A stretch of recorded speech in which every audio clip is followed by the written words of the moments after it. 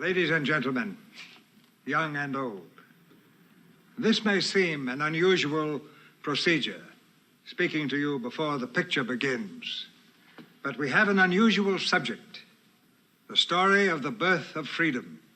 The theme of this picture is whether men are to be ruled by God's law or whether they are to be ruled by the whims of a dictator like Ramesses. Are men the property of the state, or are they free souls under God? This same battle continues throughout the world today. Our intention was not to create a story, but to be worthy of the divinely inspired story. Thank you for your attention. Moses may be the most widely recognized prophet of our generation, largely thanks to many representations in pop culture such as the Ten Commandments and The Prince of Egypt. These two movies alone made over $300 million in the box office. Moses also bears a strong resemblance to Gandalf for some reason. You shall not pass! Prophets such as Moses have been the main way for God to communicate with us, giving us warnings, commandments, and admonitions. The Lord tells us in D&C 138 that, "What I, the Lord, have spoken, and I excuse not myself. And though the heavens and the earth pass away, my word shall not pass away, but shall all be fulfilled, whether by mine own voice or by the voice of my servants, it is the same." religions without this sort of prophet may feel lost, not knowing what God wants them to do. Why me, Lord? Where have I gone wrong? I've always been nice to people. I don't drink or dance or swear. I've even kept kosher just to be on the safe side. I've done everything the Bible says, even the stuff that contradicts the other stuff. What more could I do? Adam was God's first prophet. He was baptized and ordained to the priesthood so he could perform ordinances for his family. Noah then was ordained as a prophet and gave the priesthood to his descendants after the flood. Moses eventually received the priesthood and led the people of Israel out of Egypt, and many prophets after him followed. None of these prophets had all of the priesthood keys, however. When Christ came to the earth, he brought all of the priesthood keys with him. He used them throughout his ministry to heal the sick, undarken the blind, and raise souls from the dead, while also claiming that he was the Son of God. If someone of this stature appeared to us today, we'd likely lock them up in a mental hospital. A lot of the time we tend to think of Christ almost as God himself, especially within other Christian religions. It's important to remember that Christ served as a prophet under God during his earthly ministry. Even while carrying out his atonement, he gave all glory to God, saying, "Nevertheless, not my will, but thine be done." From this short scripture found in Luke 22, we learn one of the most important aspects of prophets. Prophets speak on behalf of God. Even Christ, a sacrificial lamb for our salvation, was a prophet under God. With the priesthood as its foundation, Christ established his church upon the earth. Because of unbelief and the wickedness of men, God's only begotten Son was crucified, a method of death reserved only for criminals and antagonists to the state. Because of God's all-knowing wisdom, however, Christ was resurrected and showed himself once again unto his disciples. Christ commanded them to go ye into all the world and preach the gospel to every creature. Christ then returned to heaven as his disciples carried out his work on the earth until their inevitable deaths.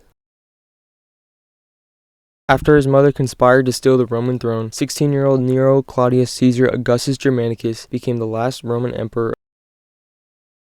Nero had a complicated and bloody rule. Nero killed his mom, first wife, and kicked his pregnant second wife to death. Nero seemed to really like killing, and that was no exception for the Christians. After the Great Fire of Rome and the new Roman palace rebuilt alongside a 120-foot statue of Nero, many of the public thought Nero started the fire to obtain the new palace. Nero turned the blame onto the minorities in the region, Christians. Many Christians were tortured, burnt to the stake, fed to wild animals, and crucified. The Apostle Peter was killed under this extermination order, as he was crucified in Rome around 65 AD. Nero even wanted to punish him more cruelly and with extra severity, for Peter had made disciples of some of his servants and caused them to leave him. All the other apostles eventually died in various places across the Eastern Hemisphere, whether it was from old age or persecution. After Jesus' disciples' deaths, many still tried to practice Christianity, but without the priesthood to lead the church, the values Jesus taught were corrupted by the ways of men. Amongst the great apostasy, some divinely inspired Christians rebelled against the oppressive rules of the authoritative Catholic Church. Martin Luther sparked the Protestant Reformation with his 95 Theses. William Tyndale was the first to translate the Bible to English for the common people, and reformists such as the Puritans traveled to the New World in search of a pure place to worship. Reformists believed that the Bible was to be administered to all people, so they could read and interpret the scriptures for themselves.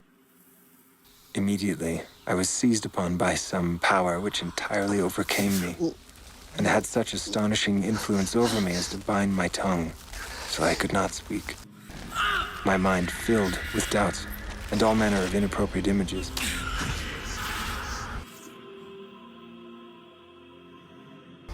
It seemed to me, for a time, as if I were doomed to sudden destruction. So weak. Look at me.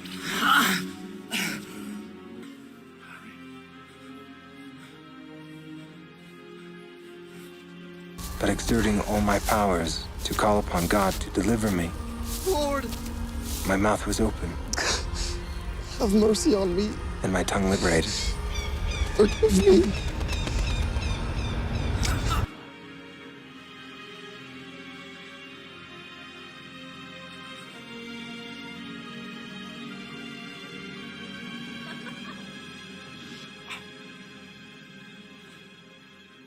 You're the weak one, and you'll never know love or friendship. And I feel sorry for you.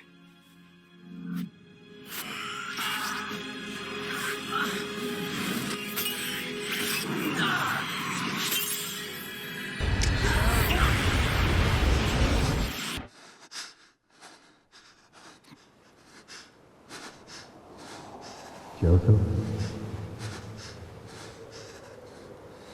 Joseph.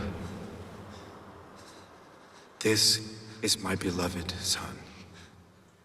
Hear him.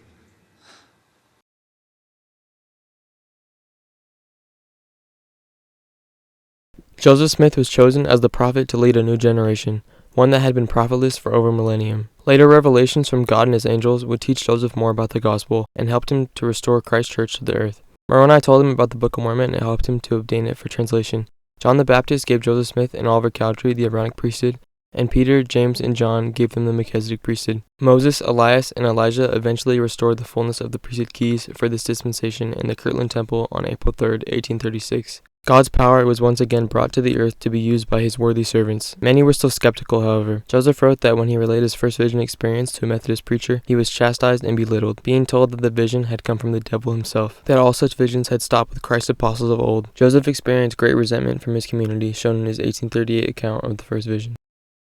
Men of high standing would take notice sufficient to excite the public mind against me and create a hot persecution, and this was common among all the sects, all united to persecute me. It has often caused me serious reflection, both then and since, how very strange it was that an obscure boy of a little over 14 years of age and one too, who was doomed to the necessity of obtaining a scanty maintenance by his daily labor, should be thought a character of sufficient importance to attract the attention of the great ones of the most popular sects of the day, so as to create in them a spirit of the bitterest persecution and reviling.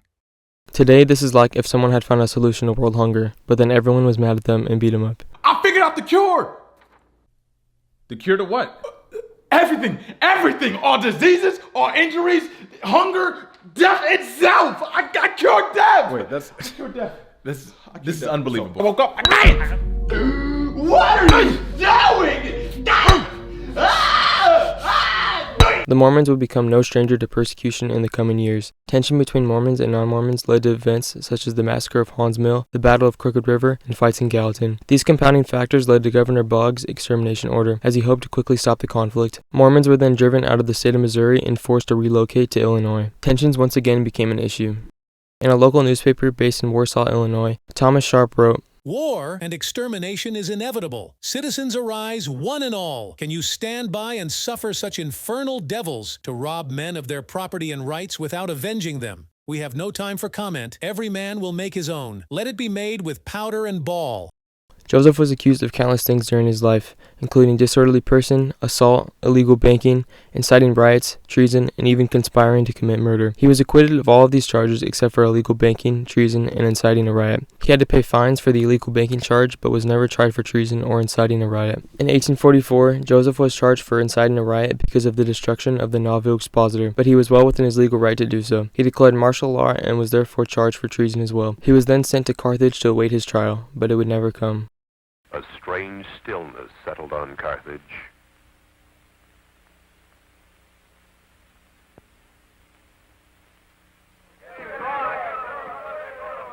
A mob with painted faces rushed the jail. The guards faked resistance.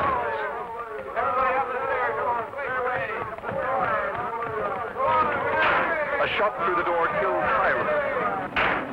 Another smashed the lock. As the door flew open, the brethren jumped to one side. Joseph's gun misfired. John Taylor ran to the window. Falling severely wounded, he rolled under the bed. Joseph ran to the same window. Oh, Lord! My God!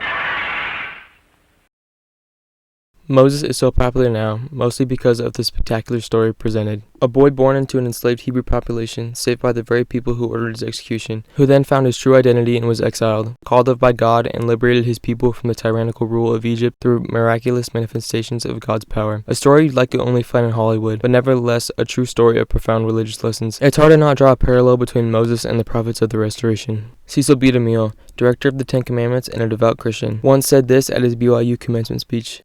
Who can fail to be struck by the similarities between Moses and Brigham Young, between the exodus of the children of Israel and the Mormon trek across the plains and mountains to this land of desert? Moses and Brigham Young were both strong leaders of a strong people. As the Israelites were brought to Egypt by Joseph, so your people were led to the banks of the Mississippi by another Joseph. But at Nauvoo and Carthage, just as in Goshen, persecution and martyrdom were their lot. Until in the providence of God, a leader arose to band them together and give them hope and courage and lead them to freedom in a new land. Of both, the way was hard. When Brigham Young saw the Mississippi River freeze over, letting the ox carts drive across, how could he fail to think of that earlier time when the Red Sea opened to let the children of Israel walk dry-shod between the walls of water? Moses and Brigham Young were men of faith, a virile, driving faith, and that faith sustained their people through every hardship. Following Joseph's death in 1844, the church was devastated. The prophet who the people had looked up to since the birth of their religion, the one who led them through countless hardships and gave them revelations that changed the course of their entire lives, had been murdered in broad daylight. Just as had been done in the times of the Bible, there had to be another prophet to lead God's people, but who would do it? Throughout Joseph's life, he had alluded to different people becoming his successor. People such as Oliver Cowdery, Samuel Smith, and Joseph Smith III were mentioned. Others vied for the position, such as William Smith, James Strang, and Sidney Rigdon. Joseph Smith's last mention of his successor came during a meeting with some of the apostles and others in March of 1844. Brethren, the Lord bids me hasten the work in which we are engaged. Some important scene is near to take place. It may be that my enemies will kill me, and in case they should, and the keys and power which rest on me not be imparted to you, they will be lost from the earth. I roll the burden and responsibility of leading this church off from my shoulders onto yours. Now, round up your shoulders and stand under it like men, for the Lord is going to let me rest a while. When Joseph died, many of the apostles were scattered around America attending to their callings. Most of them eventually gathered in Nauvoo to discuss Joseph Smith's successor, with Sidney Rigdon being one of the first ones to arrive. He began preaching to the public, claiming himself to be Joseph's rightful successor as a member of the First Presidency. He also claimed to have the keys of this dispensation, as in D&C 90 it says, "Verily I say unto thy brethren, Sidney Rigdon and Frederick G. Williams, their sins are forgiven them also, and they are accounted as equal with thee in holding the keys of this last kingdom." When Brigham Young found out about Joseph's death in Peterborough, he was almost immediately worried about the keys of the church. He then had a revelation, realizing that he had the keys himself. Young and Rigdon clashed at a meeting on August 8th. Young did not believe Rigdon to be the church's rightful successor. He said that he'd rather have someone such as Ann Lee to lead the church if it was God's will. Young claimed to hold the keys and the means of knowing the mind of God.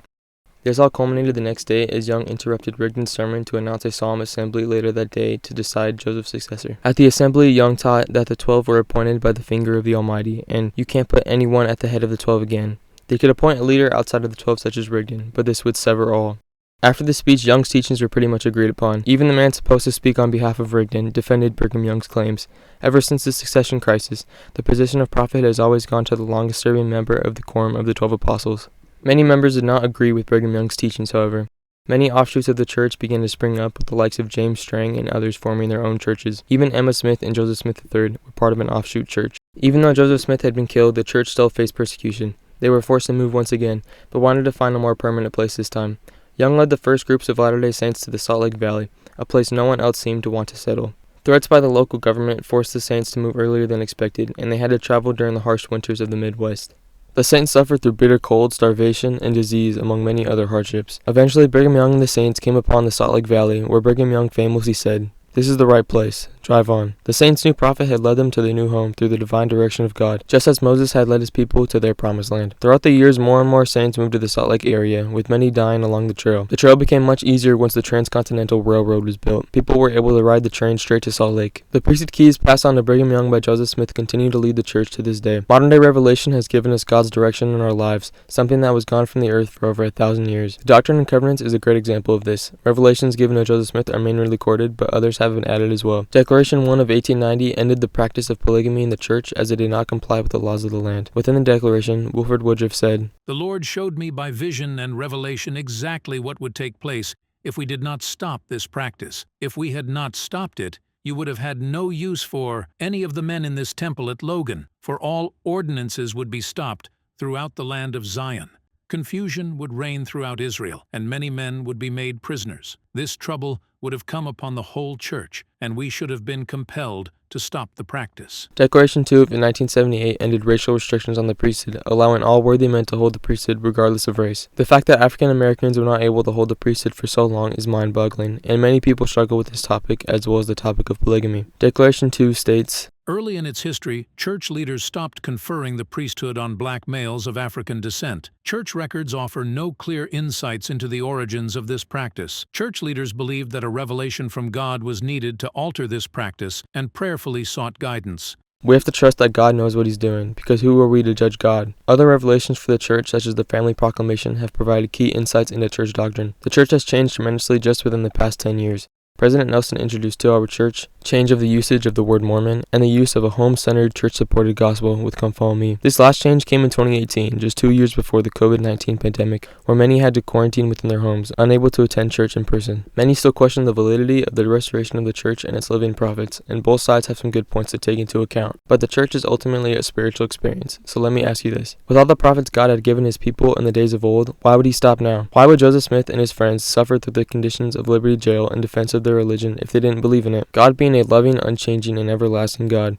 why would He not provide prophets for His children in the last days? Why would so many people sacrifice their livelihoods for this singular religion? Why would so many people struggle through intense cold, cross frozen lakes, walk through snow barefoot, and suffer through ravenous diseases to come to a place where they could practice their religion freely? Why would Jesus suffer through the Garden of Gethsemane, be crucified, and die for our sins? Why would so many risk their lives for their religion? Why would so many miracles take place? Why is there even a Bible? God loves His children and will always provide a way for us to be happy and to return to live with Him for time and all eternity, as long as we have faith. We can debate and discuss certain religious histories all we want, pore over every document and artifact we have today, but it all comes down to faith. Not all canonical religious books are supported by history, but millions still believe in their words. As Napoleon Bonaparte said, history is a set of lies, agreed upon. Even Napoleon himself was a victim of this. He's known as a short French guy, but this is entirely untrue. He was about 5'6", which was an average height at the time. British political cartoonists such as James Gilray portrayed Napoleon at a dwarf-like size, popularizing the myth. Napoleon also kept taller guards around him, making him look even more short. Whatever faith you are a part of, I invite all to participate in Moroni's promise.